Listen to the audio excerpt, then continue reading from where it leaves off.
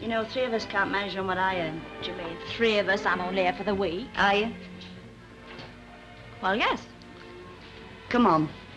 Out with it. You've left him, haven't you? I suppose I have, really. Well, why? I just didn't like being called Mrs. Chevesky. How'd you find out? I didn't.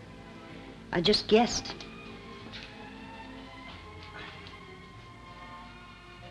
Well, what happened?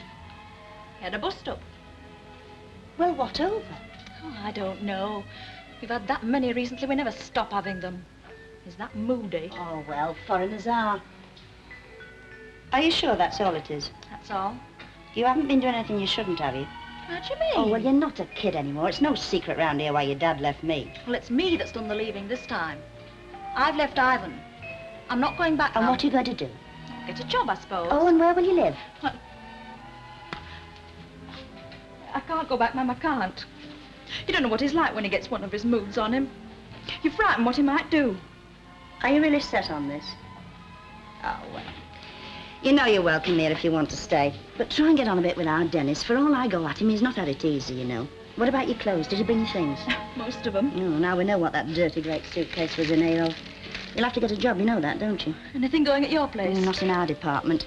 A couple of girls left in millinery the other day. I'll look into that tomorrow. Well, I suppose we have to be grateful for small mercies. At least the ham's not off.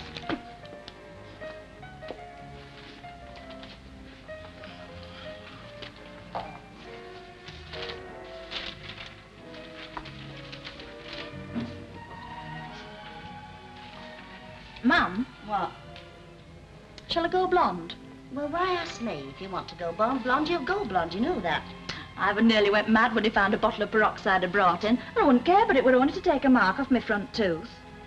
You might not know it, but he's very narrow-minded. I seem to have heard you say that before. When those new short skirts first come in, I had to take mine up inch by inch on sly. Why? So as he wouldn't know. He said he didn't want fellas staring at my legs. Well, they're nothing all that marvellous. What do you mean? Well, your legs. I'm afraid you've the Tanner side of the family to thank for that. You know, without a word of a lie, your Grandma Tanner was that bandy she couldn't have stopped a pig in an entry. Well, I'm not bandy. Hey, am I? Oh, you flip. No, seriously. Oh, I've told you. Think there will be a job at your place?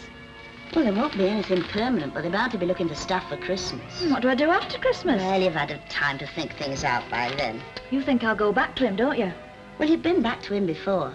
We have been all through this before, you know. That's all you know. All I know is that 3 months after you were married, you came flying back here with all your bedding, a flight of plaster ducks, and a brass companion set. That's all I know. It's different this time. Oh, yes, I see. No, it is, honest. All right, shut up. I'm trying to have a bit of a read.